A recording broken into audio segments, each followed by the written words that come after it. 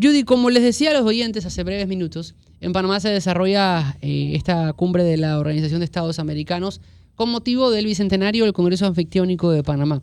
Y la palabra anfictiónico a mí no me hace ruido, me enreda. Por eso le pedimos que nos acompañe al señor Olimpo Sáez, ex cónsul de Panamá en Perú y por supuesto ahora mismo como persona encargada desde la Cancillería para poder llevar a cabo estos temas y obviamente la organización de este Congreso Anfictiónico de Panamá y por supuesto esta cumbre que se está desarrollando en nuestro país. Olimpo, buenos días, bienvenido. Oye, Leonardo, buenos días. Buenos días.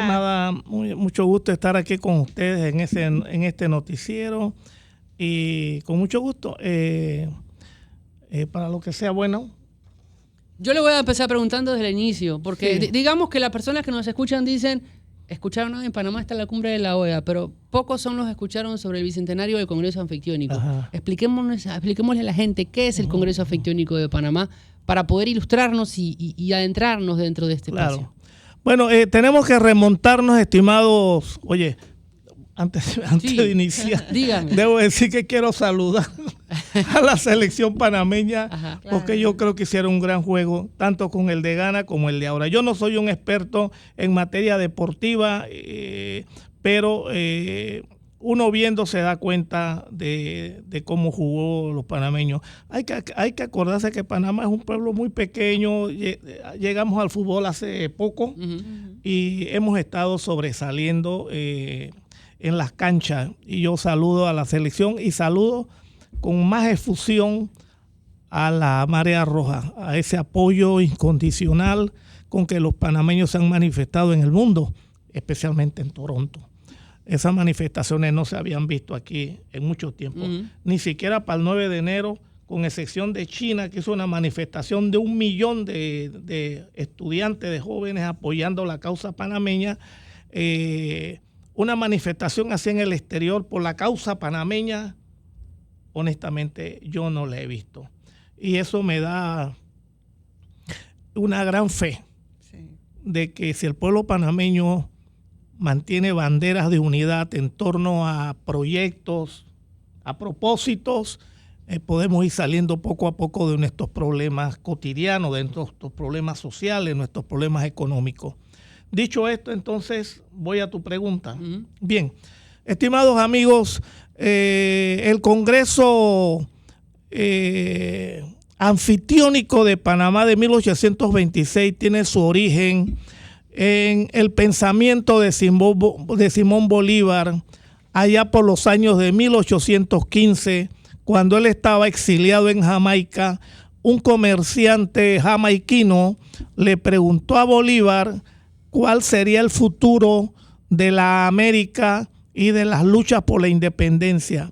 En ese escrito, que es una carta respuesta a este comerciante jamaiquino, estando Bolívar en el exilio en Jamaica, escribe una carta razonada, racional, diciendo las grandes dificultades que la América tenía, pero a la vez diciendo los elementos que podían invitar a la unidad de nuestra América en su lucha por la independencia, la libertad y la formación de nuevas repúblicas. En esa carta, Bolívar escribe y anuncia que él cree que el Istmo de Panamá podría ser la capital en un momento determinado de un gran congreso de los países recién liberados de la corona española para tratar los problemas de la paz y de la guerra.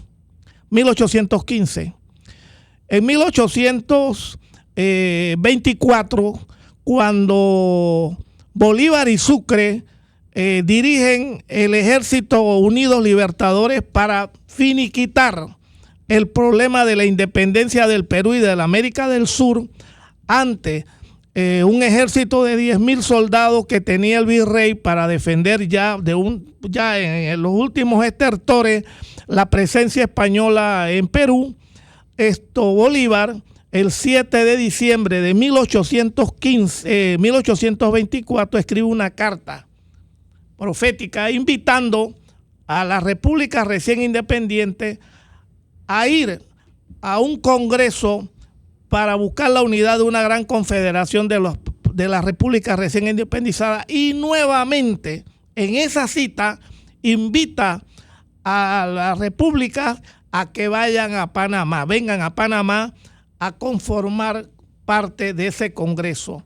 A ese congreso fueron invitados las repúblicas recién independientes, México, Centroamérica, lo que era la Gran Colombia, Nueva Granada, Ecuador y Venezuela, Perú, Argentina, Chile y Bolivia.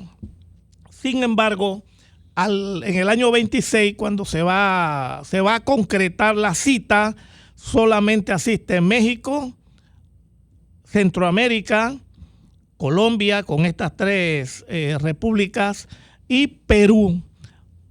Argentina y Chile no asisten y Bolivia tampoco. También invitan a Brasil, Brasil no llega.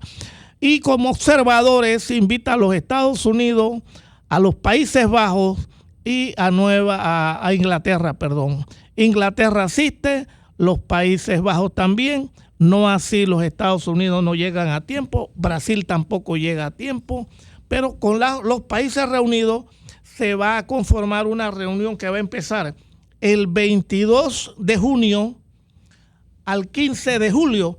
Por eso es la celebración del Bicentenario. Este 22 que acaba de pasar, se cumplirían 200 años de aquel Congreso. Bien, se logró entre los participantes suscribir un tratado, el primer tratado, que consta de 32 artículos, que casi cubre las necesidades de aquella república: unidad, defensa, solidaridad, abolición de la esclavitud, resolver los conflictos entre nosotros de forma pacífica, con arbitraje entre nosotros, formar un ejército compuesto por todas las naciones independientes para defendernos de cualquier intento de los reinos europeos, fundamentalmente de regresar a tomarse la América. Entonces, lo que esto se hizo en ese entonces fue suscribir ese tratado de unión, liga y confederación perpetua. Fíjate tú el vuelo, ¿no? Sin embargo, las sesiones del Congreso de Panamá, por diversas razones que ya todos nos imaginamos, el calor, la malaria, etcétera, una serie de falta de condiciones, se trasladó a México para seguir discutiendo el tema. Ya en México el asunto terminó en que solamente el único país que ratificó el tratado fue Colombia, lógicamente, presidido por Bolívar. Los demás países se abstuvieron, y eso tiene una explicación. Todos estos países, a pesar de la independencia, estaban involucrados en guerras civiles. Los caciques estos militares y más los caciques civiles, que consideraban que, ido a España, ellos eran los dueños de todo lo que quedaba. Entonces, estas peleas internas, esta falta de un proyecto americano, lo que tenían los próceres en la mayoría de nuestros países y los militares eran pequeños proyectos de república de esas provincias. Lo que era una provincia antes se convirtieron prácticamente en las famosas repúblicas nuestras. Y cada uno quería tener la república para ellos. A diferencia de que Bolívar pensaba que eran repúblicas formadas, gestadas por la guerra, pero que tenían que confederarse en una gran nación, por no decir en una gran potencia de América, frente a los otros reinos. Desgraciadamente esto no se llegó a concretar, pero las ideas quedaron volando. Como siempre, las grandes ideas quedan. Y en el año 1864, Lima, Perú, convoca un congreso latinoamericano para discutir el tema de la unidad latinoamericana. ¿Quién es el delegado de Colombia al cual nosotros pertenecíamos? Era Justo Arosemena, Néstor Patricio. Él fue el representante de Panamá. Luego, después de la Primera Guerra Mundial, se van conformando intentos de unidad de la América, que su mejor expresión es la OEA. Todos los países de América están ahí representados. las repúblicas no estatales en la OEA. Y luego las islas del Caribe, en una gran mayoría, ex colonias inglesas y francesas y holandesas, van a formar con algunos países americanos que tienen costa, que tienen cercanía con el Mar Caribe, van a formar la Asociación de Estados del Caribe. Bien. Con motivo del aniversario 200 de aquel Congreso, de aquella inspiración de Bolívar sobre el Congreso de Panamá y el Istmo de Panamá, el gobierno nacional ha tenido el tino de convertir la conmemoración, la fiesta que pudiéramos tener los panameños en un gran encuentro de países que vinieran a refrescar, por decirlo así, aquella ilusión o aquel propósito o aquel proyecto continental de Bolívar. Invitó a costa del gobierno panameño a los países de la OEA para que vinieran a discutir su agenda anual aquí en Panamá, en conmemoración al Bicentenario. Y invitó a la Asociación de Estados del Caribe a que vinieran a Panamá a discutir sus agendas. En vez de discutirla en otros países, vinieran a Panamá a costa del Estado. O sea que el Estado panameño financió la llegada de estos presidentes, de estos cancilleres, de estos embajadores, de estos primeros ministros, de estos ministros y de estos delegados a Panamá.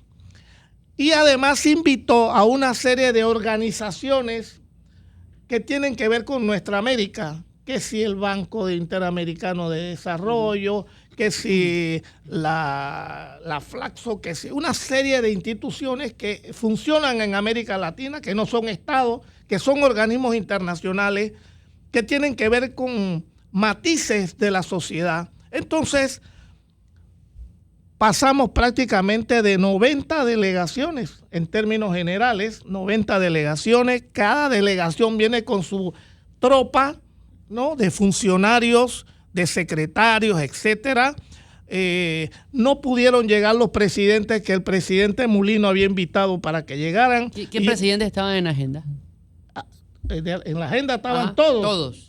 Okay. Pero lógicamente hay problemas en varios de estos países. Tú te encuentras con que Perú tenía problemas en las elecciones. Lula está medio enfermo y también tiene problemas en las elecciones. Bolivia tiene un alboroto enorme y tampoco podía venir. Noboa de Ecuador tampoco podía venir porque tiene otro problema ya de estado de sección. Lógicamente Venezuela no iba a poder venir. Nicaragua se fue de la OEA hace muchos años. Cuba tiene su problema que además no pertenece a la OEA como tal. De forma tal, Costa Rica tenemos el problema de una pelea de leche, de queso. Imagínense ustedes a dónde hemos llevado una pelea por vendernos queso y leche y nosotros diciéndole que cumplan con los procesos fisiosanitarios. Entonces, tenemos todo ese problema. Entonces vino Arévalo de Guatemala, vino el hondureño, Nasri Afura. Afura, sí. Oye, un hombre muy sencillo. Me tocó recibirlo en el hotel. Y también llegó Petro.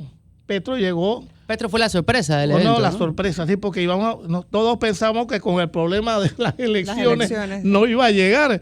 Pero sí llegó el mismo 22, llegó a las 9:30 de la mañana. Y también Petro nos dio una sorpresa. Hizo unas declaraciones por el cual Colombia, que ha recibido todos los beneficios que no ha recibido ningún país latinoamericano, va a firmar el Tratado de Neutralidad. Y eso para Panamá es importante. Yo que me opuse al Tratado de Neutralidad como un guerrero contra Torrijos y los negociadores, en esto ya se lo recordé a Humada que negoció ese tratado. Ajá. Porque yo fui con el grupo nuestro y los estudiantes de la Facultad de Derecho los acérrimos enemigos del Tratado de Neutralidad. Del otro tratado decíamos que era demasiado, 23 años, que teníamos que recuperar el tratado con menos tiempo. Sin embargo, los 23 años pasaron más rápido de lo que nos imaginábamos y entramos al canal los que criticábamos a Omar y a su equipo negociador. Terminamos todos entrando al canal y nosotros diciendo que era mucho tiempo, pero nos quedaba el tratado de neutralidad. Pero Petro nos ha traído la sorpresa. Ya el embajador de Colombia me había dicho, porque Rollo le reclamó en una entrevista que hicimos, Rollo le reclamó al embajador por la falta de que Colombia, siendo uno de los grandes beneficiados del tratado y del tratado de Montería, que casualmente Rollo lo había firmado, que le da a Colombia paso expedito y además de paso expedito gratuito por el canal de Panamá en función pues de su frontera con Panamá, pero no nos había firmado el tratado de neutralidad. Y yo creo que tiene razones de tipo político y estratégico, pero creo que ahora aquello ha cambiado y Colombia ha empezado a pensar que sí le conviene firmar el tratado de neutralidad. En el 61315565 dice un oyente, buenos días. La famosa frase de Simón Bolívar es, si el mundo hubiese de elegir su capital, el istmo de Panamá sería señalado para este augusto destino. Acá está. Sí, correcto. Así lo dice Bolívar en su carta de invitación. Y dice una parte hermosísima también, que dice, el día que nuestros plenipotenciarios hagan el caen de sus poderes, se fijará en la historia diplomática de América una época inmortal, cuando después de 100 siglos la posteridad busque el origen de nuestro derecho público y recuerde los pactos que consolidaron su destino, registrarán con respeto los protocolos del istmo. En él encontrarán el plan de las primeras alianzas, que es cierto, que trazará la marcha de nuestras relaciones con el universo, que será entonces el istmo de Corinto comparado con el de Panamá. Una frase matona, sí, terriblemente profética. Y ahora viene lo que comentaste de la anfitrionía. ¿Qué es la anfitrionía? La anfitrionía es la reunión de los estados ciudades que tenía Grecia.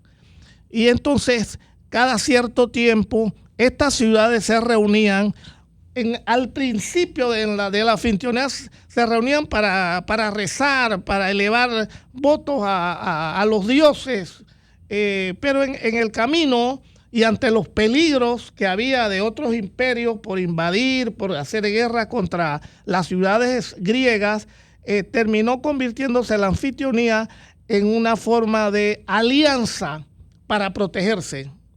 Todas estas ciudades se reunían para protegerse, para discutir los problemas de la guerra y de la paz. Entonces, Bolívar, que era un hombre de una cultura universal, que no lo tenían todos los militares, ni todos los generales, ni todos los políticos que se metieron en la salsa de la independencia, Bolívar sí tenía una concepción universal de los países, de los reinos, de la historia universal. Y eso hizo que Bolívar siempre viera este tema de una forma más global. Y siempre vio a Panamá dentro de esa estrategia. Cuando habla de los libertadores, hablamos de José Gervasio Artigas en Uruguay, de San Martín en Argentina. Sabes que Bolívar, además de haber sido educado desde muy joven en España, también estuvo en Francia en los momentos de la Revolución Francesa, en los momentos en que estaba el mundo viviendo eso, en el momento en que Napoleón estaba tumbando los reinos, invadiendo reinos y tumbando reyes y nombrándose emperador. Pero también Simón Bolívar, que tenía un gran maestro, que era el maestro Rodríguez, estuvo en Roma. O sea, era un hombre de una gran cultura que no necesariamente sus contemporáneos la tenían. Unos pensaban en la republiquita provincial, pero no tenían ese espíritu amplio de esa gran potencia que quería conformar en América Bolívar. No veían esos horizontes, o los veían demasiado ambiciosos. Las distancias también eran un problema. Un barco para llegar a Panamá se demoraba 1 mes, 2 meses. De Lima a acá era 1 mes prácticamente. Barcos de vela. Las cartas se demoraban 3 meses, los correos eran casi personales. Y mire el llamado, el punto clave, ¿no? Y entrando un poco más en la historia. Sí. Yo mencioné recién 3 próceres de diferentes países de América Latina. Ajá. Pero, por ejemplo, Artigas de Uruguay y San Martín de Argentina, Sí. junto a Bolívar, nunca hubo un encuentro entre los 3, pero sí entre 2. Entre 2. San Sí. Martín y Bolívar sí se encontraron para definir el futuro político, lo De que ellos Perú. veían del Perú y de la región. Exactamente. Eso fue denominado la entrevista de Guayaquil, De si no me Guayaquil, equivoco. Exacto, una entrevista muy particular porque fue una entrevista en solitario, los dos. A tal punto que no hay un escrito que tú puedas decir esto fue lo que discutió Bolívar. Se sospecha que ante la retirada de San Martín de Perú, Ujú. que era el gran protector, así se llamaba, el protector del Perú, al retirarse San Martín por conflictos en Argentina, le dejó a Bolívar la tarea. Ahora, San Martín era amigo de una monarquía americana y Bolívar de la república, al estilo del liberalismo o de la masonería, que en aquel entonces levantaba esa bandera, ¿no? Entonces, había ese desencuentro. Al final, Argentina le saca la tabla a San Martín en cuanto que no había plata para sostener el ejército en Perú, pero Colombia sí le dio plata a Bolívar, la que pedía para hacer la guerra. Y al final, Bolívar, viendo las debilidades de San Martín con Perú, bueno, forma aquel ejército que se llamaba Ejército Unido de Libertadores, compuesto por Colombia, la Gran Colombia, Nueva Granada, Venezuela, Ecuador, Perú, una parte del ejército, porque la otra parte del ejército peruano estaba con el rey. Eso es lo que también la gente no se percata. Había un batallón, varios batallones peruanos acá, un pedazo o un batallón o 2 batallones chilenos y uno que se quedó rezagado de los argentinos. Esos fueron los que pelearon en la gran batalla de Ayacucho. Posiblemente 5.000, 10.000 o 9.000 de los españoles y 5.000 a 6.000 los latinoamericanos o los hispanoamericanos que fueron a pelear. Y hago este espacio porque los panameños desconocen. Un problema de ignorancia, un problema de falta de historia.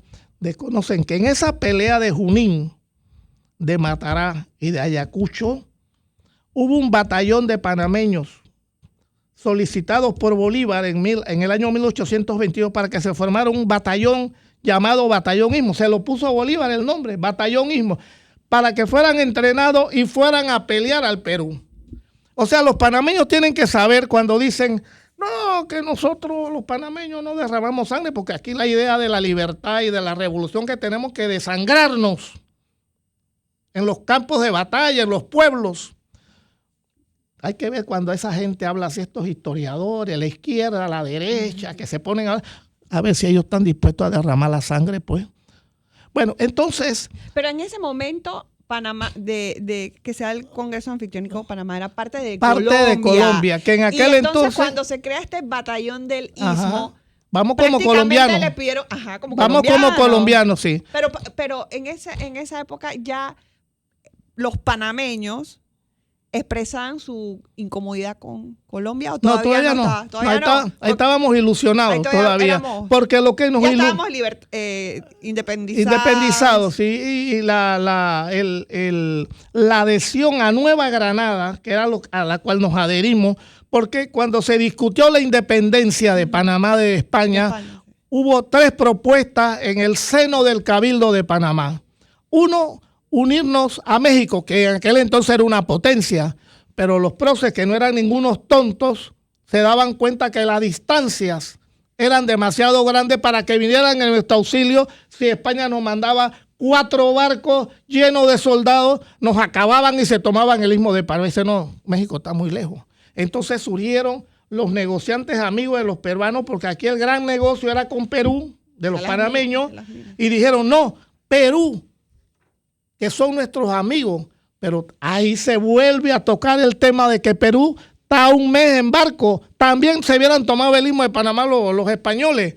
Entonces, el pragmatismo, que es lo que yo he sostenido de la política panameña frente al exterior y frente a la política interna también, el pragmatismo histórico de los panameños es hacer lo posible y lo mejor.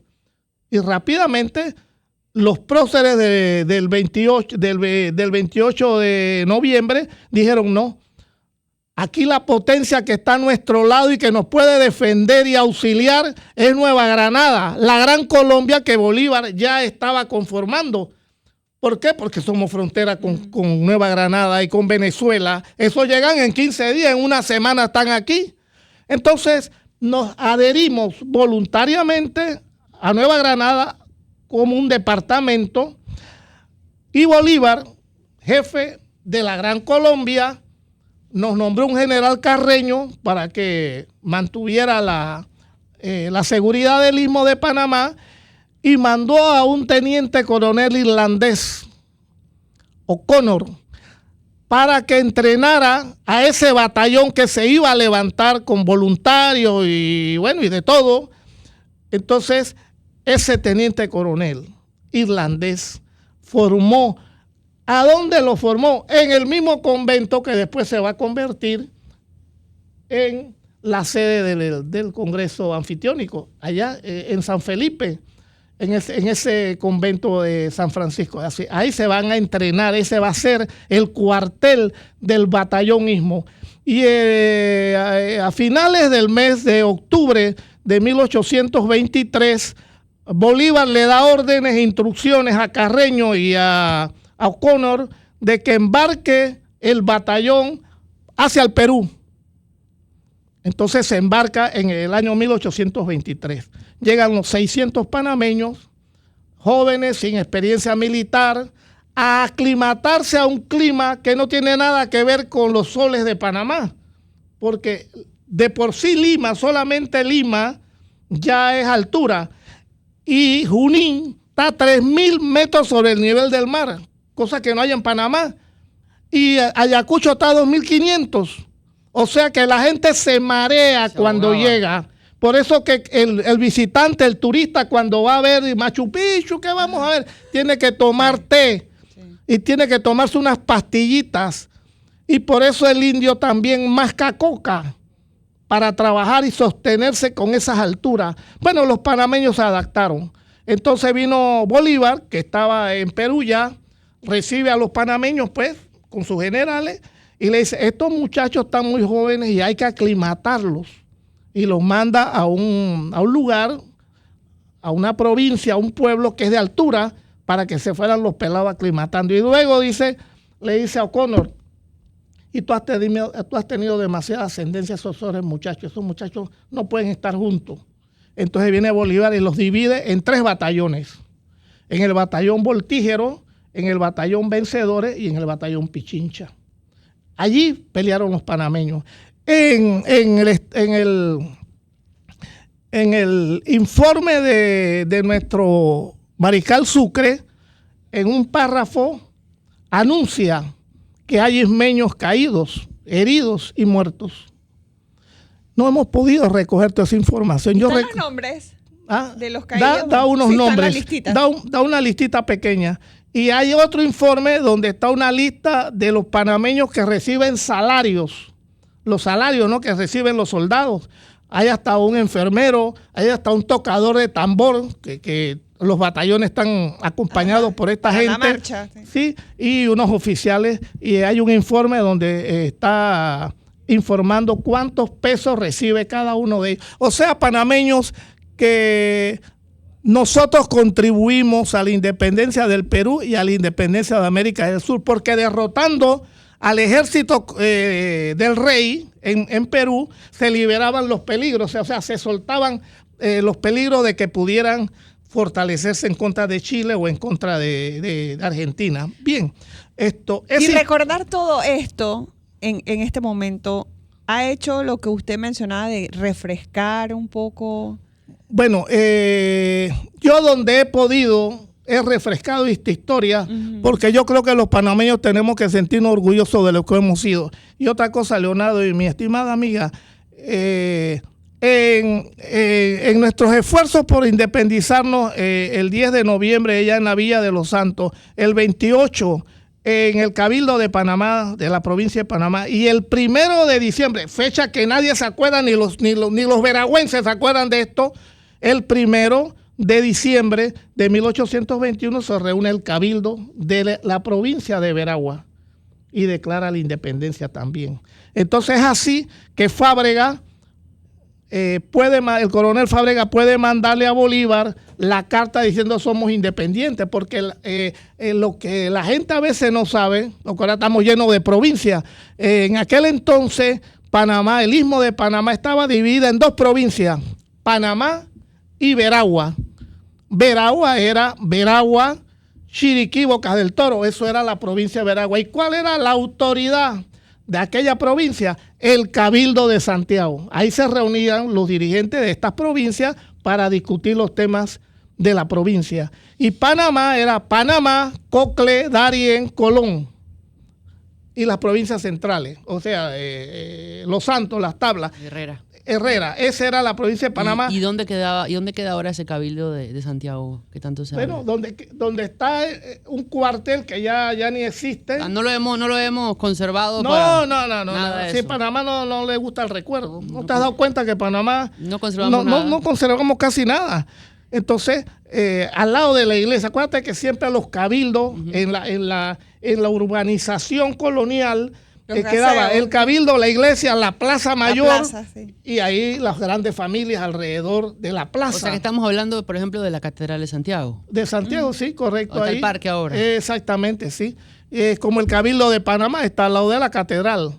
Todo lo que está alrededor de la catedral era donde estaba el poder colonial, especialmente de los criollos, porque en el Cabildo no estaban los españoles peninsulares, o sea, los españoles no estaban en el Cabildo como autoridad, eran los criollos los que manejaban el Cabildo. Por eso que la independencia se hace basada en el grito de los cabildos, que era la autoridad de los ciudadanos criollos españoles. No eran españoles 100%.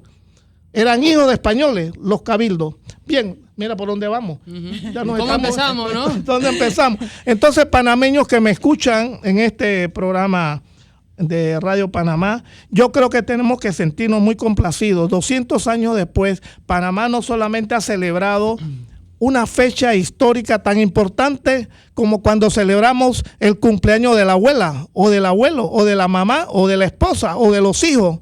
Asimismo, los panameños en nuestra historia celebramos esta fecha 200 años después. Lamentablemente, Olimpo, y se lo pregunto para poder hacer docencia, a ver, porque la nueva generación, y me refiero a aquella nueva generación, y me incluyo, de 35 años hasta 35 años, sí.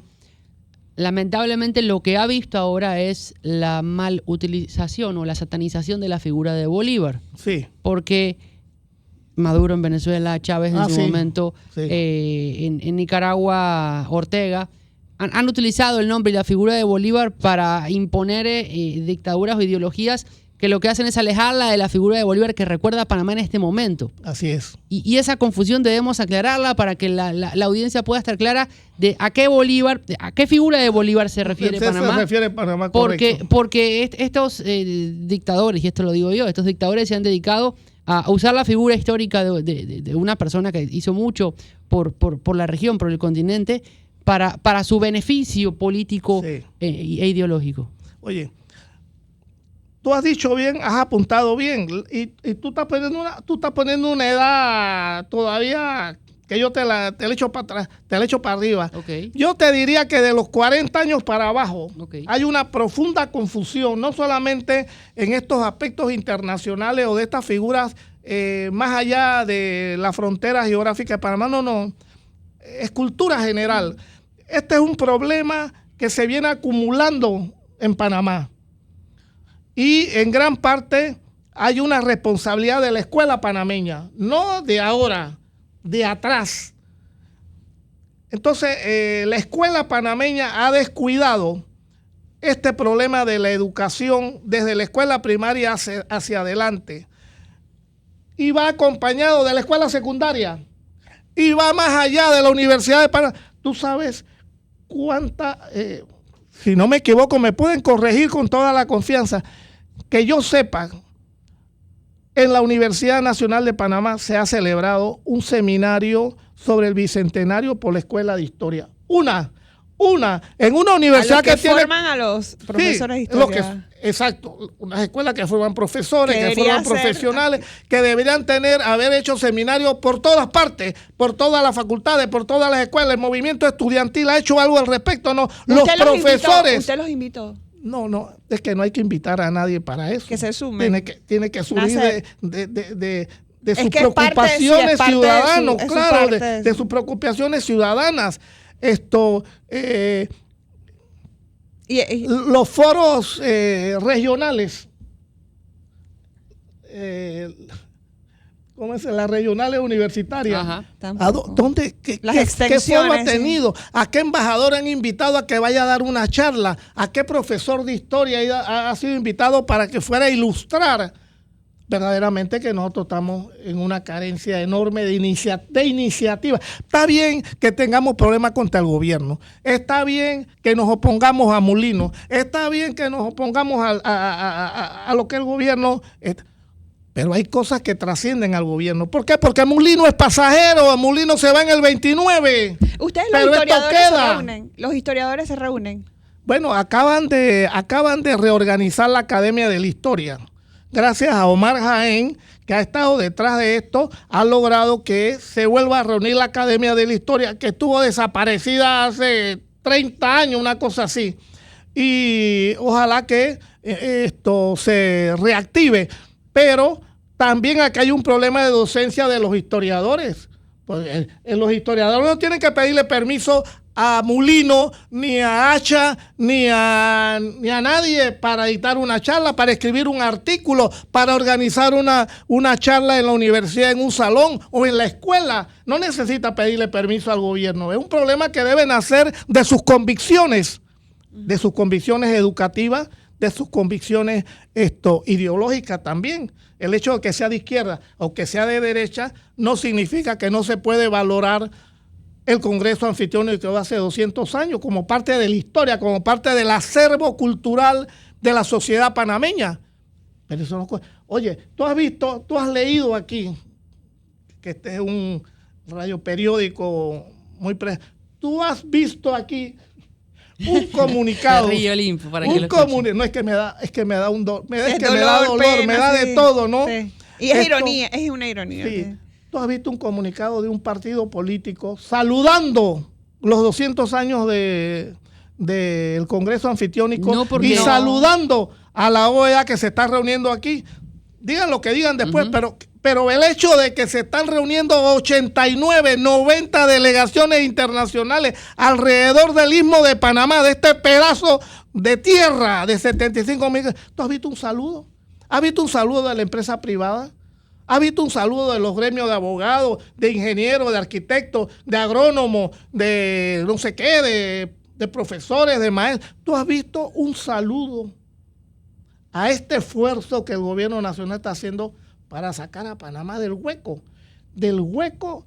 y de las amenazas?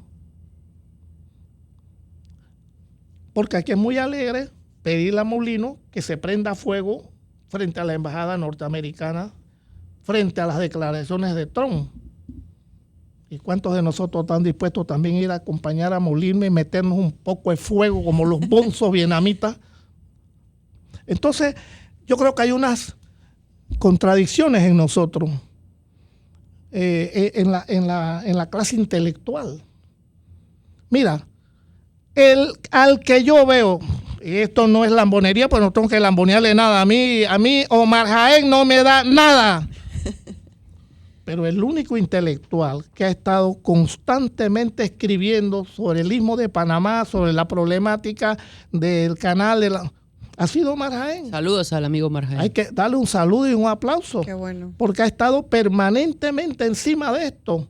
Entonces, yo con el perdón de otros que han escrito, pero estoy hablando de la permanencia docente de Omar Jaén en este tema y en los temas del país anterior. Entonces, yo pienso, mis queridos amigos, te estoy quitando tiempo. No, adelante. Y no Cada vez que viene nos ilustra, no se preocupe. No quiero abusar de tu programa y de es muy interesante, es muy temas. interesante. Pero yo creo, panameños que me escuchan, sean del grupo que sean, es que hay cosas que están por encima de nuestras pasiones chiquitas. ¿Por qué? Porque hay problemas que trascienden a lo que somos los panameños. Por ejemplo, yo, a la edad que yo tengo, después de todas las locuras mías de estudiante, yo soy pasajero. O sea, yo me voy mañana o pasado mañana. Y si dura un poquito más, quiero que sea con salud, porque no quiero estar haciendo carga para nadie. Pero lo que te quiero decir, el país queda. Lo bueno que yo pueda hacer, como lo malo que podamos hacer por errores, es lo que va a quedar. Pero todo esto nuestro es pasajero. Lo importante es lo que va a quedar para los panameños. Si Panamá fortalece su posición geográfica, eso le queda a Panamá. Para esta generación y para la futura generación. Si Panamá, por ejemplo, sea molino o no sea molino, voy a hablar así para que me entiendan. Si Molino, con todos los viajes que ha hecho, más el chenchen que se ha gastado en esos viajes, logra que 3, 4, 5 países firmen los protocolos de adhesión al Tratado de Neutralidad, la pregunta es, ¿le sirve eso al país o le sirve a Molino? Porque Molino se va a morir también y Molino se va de la presidencia en el 29. Y todo ese esfuerzo, ¿a quién le queda? Al país. Le queda al país, a la próxima generación. Si nosotros logramos que esta reunión se proyecte en el mundo entero, ¿a quién le beneficia eso? ¿Al empresariado? Sí. ¿A los trabajadores? También. Porque en la medida que haya empresa hay trabajo. Y además, porque nos ayuda a que nos respeten un poquito más. Mira, dice que no hay mal que por bien no venga. Esa polémica de China con el ministro de Relaciones Exteriores, ¿usted sabe lo que significa eso a nivel internacional? Ese choque. Esa puya. Sí. Coloca a Panamá en el mundo entero, más allá de nuestras fronteras, como decía Bolívar, más allá de la frontera nos coloca eso nos ayuda ¿a qué? Bueno, a aclarar las posiciones de Panamá con respecto a su geografía, a su soberanía sobre ese puerto y sobre todos los puertos que hayan en Panamá.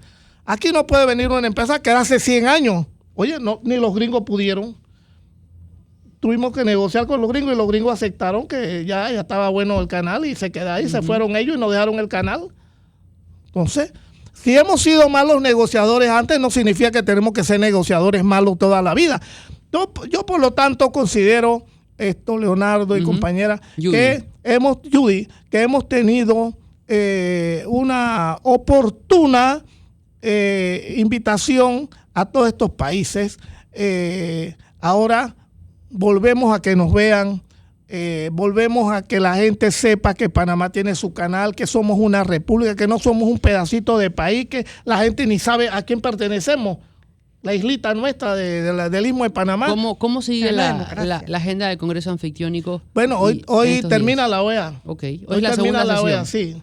Y ya se fue los estados americanos, caribeños ya terminaron su sesión. Entonces ahora, bueno, ya desde días anteriores también, hay una serie de reuniones de organismos internacionales con sus pares que están discutiendo, han utilizado este evento con la OEA y todo, para discutir sus temas aquí en Panamá. Lo están discutiendo, unos están en Atlapa y otros están en el Sheraton. Sí, hay como una pasarela desde Atlapa hasta el Sheraton para poder caminar. Está cerrado, no se permite el tráfico ni el camino por esa calle libremente, porque constantemente los mandatarios y personas y delegaciones que llevan a la OEA cruzan desde Atlapa hasta el Sheraton ida y vuelta. Sí. Inclusive la entrada al hotel es como si entrara a un aeropuerto ahora. Sí. Porque de la seguridad. lo revisan con rayos X Rayos y todo X. para Mira, verificar cómo entonces. aquí los panameños tienen que sentirse en cierta forma satisfechos. Primero, el Ministerio de Seguridad ha sido los responsables de guardar la seguridad de los presidentes que han venido, de los cancilleres que han venido, de los primeros ministros, de los embajadores de la OEA, etcétera. Todos ellos han estado bajo la vigilancia de el Ministerio de Seguridad. Al lado del Ministerio de Seguridad han estado los bomberos para cualquier emergencia, y han estado el Ministerio de Salud con los enfermeros, las ambulancias, todo ha estado Una coordinación. Muy bien coordinado eso. Por otra parte, ha estado el Ministerio de Cultura con un despliegue de actividades artísticas que culminan el sábado, muy bien hecho, acoplándose todo acá. La Cancillería ha sido el responsable fundamental de llevar adelante toda esta organización. Al equipo de la Cancillería hay que saludarlo por ese esfuerzo. Y luego en la presidencia. Primero porque han soltado el chenchen. Y segundo, no se metan en ese tema, porque también ellos... Todo iba bien. Porque también ellos han sido parte de la organización para desarrollar este evento.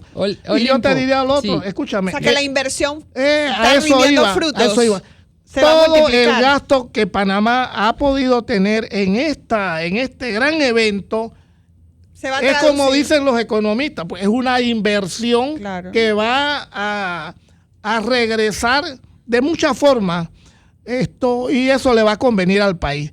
Y mira, también también este evento aquí le va a dar a muchos inversionistas en el mundo que miran a Panamá, que es por una esquina, es lo siguiente: estabilidad, una moneda fuerte, le va a dar la seguridad de que aquí pueden venir, se pueden instalar, pueden trabajar, con la seguridad de que sus recursos, sus inversiones van a prosperar. Y yo creo que eso es el saldo que le podemos sacar a estos 200 años. Y lo otro que le quiero decir a todos los que no han logrado todavía visionar el hecho histórico es que el gobierno de Mulino declaró el año del Bicentenario desde enero, cuando lo pronunció, y va hasta diciembre. O sea que tenemos todavía tenemos estos meses para hacer algunas cosas.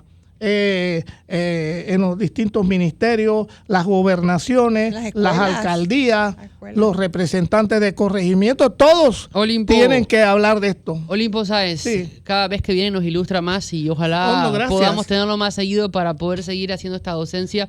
Bueno, vas a tener que pagarme para todo esto.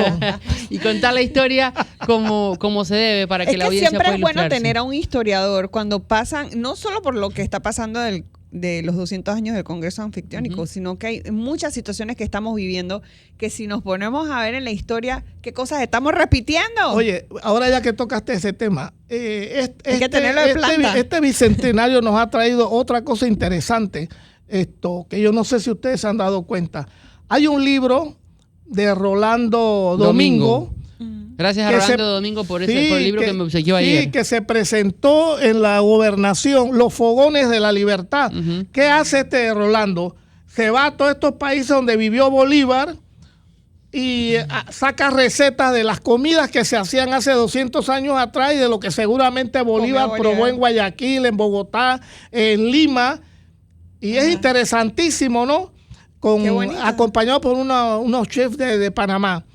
Y también hay otro libro que no está editado todavía, pero está ya levantado, de Rafael Candanedo, de Adis Urieta y del periodista cubano panameño Luis Blanco, sobre un reportaje de el Congreso de Panamá en el año 1826. Se han metido en los archivos de México, de Guatemala, de Colombia y de Perú y Guayaquil, y han rescatado una serie de comentarios, de escritos con respecto al Congreso que se dieron en esos momentos. Tienen ese libro, están esperando un benefactor, un filántropo, para publicarlo. Imagínense, y con el fino lápiz de Ades de Urrieta y su análisis. Bueno, Sí. imagínate tú. Y también, a pesar que no tiene que ver con el Bicentenario, pero sí con nuestra historia, el amigo Mario Castro Molina ha publicado con su esposa Tita Méndez un libro que se llama Los 100 años del elefante blanco, que es la historia del Hospital Santo Tomás, que es muy bueno como parte de la historia para que los panameños sepan de dónde salió ese elefante blanco. Olimpo, gracias por esto. Espérate. Dígame. Se me estaba pasando algo que es muy importante. Adelante. Tú sabes que los originales del tratado que se firmó en Panamá, originales que se dieron a cada uno de los miembros del Congreso, muchos de ellos se perdieron y otros se mantienen. Dicen que Washington tiene uno, Guatemala tiene el otro y los demás están perdidos. Pero alguien con problemas económicos de aquellos señorones le vendieron a un diplomático brasileño, le vendió el original de ese tratado. Y los brasileños rápidamente adquirieron el bien y lo tenían en el Ministerio de Relaciones Exteriores, en el famoso Palacio Itaramati, en Río de Janeiro. Desde el año 75, cuando se iba a celebrar los 150 años del Congreso Anfictiónico, Torrijos había empezado a tratar de negociar de que ese documento regresara a Panamá de alguna forma. Aquello no se pudo. Pero los embajadores de aquella fecha al 2001 se preocuparon por indicaciones de los distintos gobiernos de que procuraran negociar la traída de ese documento. Siendo yo embajador en Brasil, haciendo lobby al respecto, logramos que ese documento que tenían los brasileños viniera prestado, en custodia, dice el acuerdo de Brasil con nosotros, en custodia, y ese es el original que está en la Cancillería, en una urna muy bien preparada, porque también los brasileños nos exigieron que si nos iban a dar el original teníamos que responder porque el documento siempre estuviera conservado. O sea, está como prestado. Está prestado, sí. Pero ahora se acaba de firmar un documento en la sala capitular de la Cancillería el 22. Algo que ha pasado así como que no nos hemos dado cuenta por la rapidez de los acontecimientos. Se firmó un documento por el cual Brasil le entrega permanentemente ese tratado. Sí lo leí, sí salió. Entonces ya Panamá es dueño, propietario de ese documento elaborado en Panamá, firmado en Panamá. Una de las copias, del tratado que se logró conformar aquí en Panamá. Ese es otro de los aportes que tiene ese es un hecho histórico. Por eso que las escuelas deberían hacer una fila enorme y llevar a los niños a que vean ese documento, a que conozcan la historia. Bueno, y te dejo ya, porque ya demasiado. Y hay una espada también, no hay una espada. Una espada que nos regaló Hugo Chávez. Hay que llevar a los niños, Olimpo Sáez, gracias por estos grandes minutos para poder ilustrarnos y entender un poco más lo que está ocurriendo en Panamá, obviamente el contexto histórico en el cual cada día logramos ilustrar a la audiencia para darles más herramientas para conocer por qué pasa lo que está pasando y cómo ocurrió los hechos que nos llevaron a hacer y una sacarle república. filo a lo que hemos hecho. Olimpo, gracias. A ustedes. Y éxitos en estas jornadas. A ustedes por su paciencia de escucharme. Al contrario, siempre, bienvenido es muy siempre. Interesante. 7:39.